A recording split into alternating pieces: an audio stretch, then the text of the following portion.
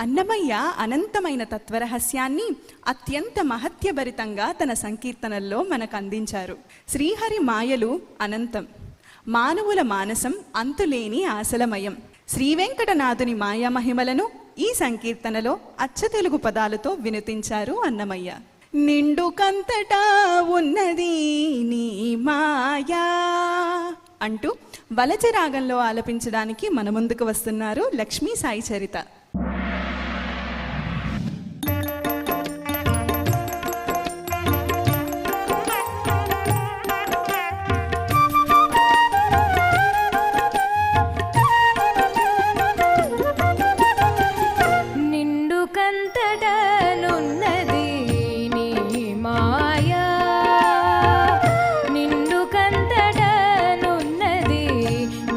మాయా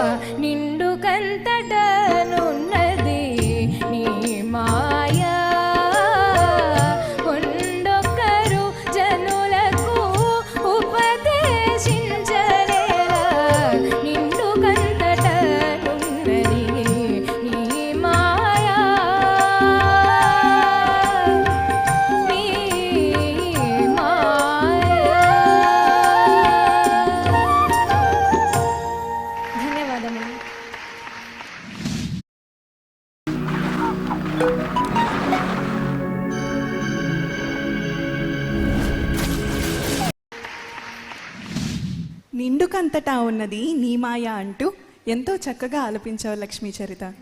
ఈ సంకీర్తనలో మాయల మర్మం గురించి శ్రీ శంకర్రావు గారి మాటల్లో విందాం.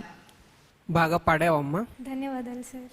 ఆచార్యుల వారు ఇన్ని వేల సంకీర్తనలలో స్వామివారి గుణకీర్తనం అలాగే భక్తి మార్గంలో పయనించటానికి వివిధ మనం చెప్పుకున్న నవవిధ భక్తుల్ని ఆచరిస్తూనే వాటిని వెల్లడిస్తూనే జ్ఞానాజ్ఞానములను కూడా అత్యద్భుతంగా ఆవిష్కరించారు.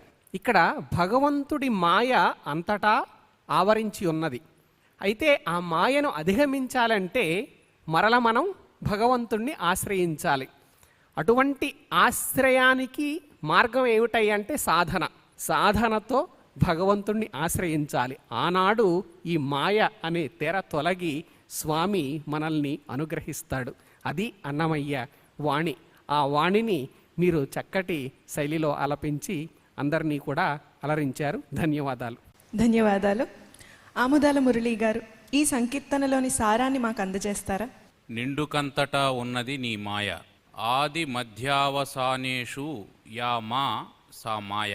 అంటే మొదట కానీ మధ్యలో కానీ అవసానంలో అంటే చివర కానీ ఏదైతే లేకుండా ఉండి కూడా ఉన్నట్టు తెలుస్తూ ఉంటుందో దాన్ని మాయ అంటారు. ఈ నిండుకంతటా ఈ మాయ నిలబడి ఉంటుంది. అంటే ఎంతవరకు భగవంతుడు ఉంటాడో అంతవరకు ఉంటుంది. నేరకుంటే సంసారము నేర్పు నీ మాయ.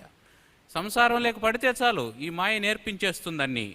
చేరకుంటే చేర్పిస్తుంది, వడబడకుంటే అంటే ఒప్పుకోకపోతే ఒప్పిస్తుంది. కాబట్టి మాయ నుంచి బయటపడితేనే మాయాతీతుడైనటువంటి భగవంతుడు మనకు వశమవుతాడు అనేటువంటి విషయాన్ని చక్కగా ఆచార్యులు వారు తెలియజేశారు. వారికి నమస్కారం. మీకు శుభం. ధన్యవాదాలు. శైలజ్ గారు ఈ సంకీర్తనపై మీ అభిప్రాయం తెలియజేస్తారా?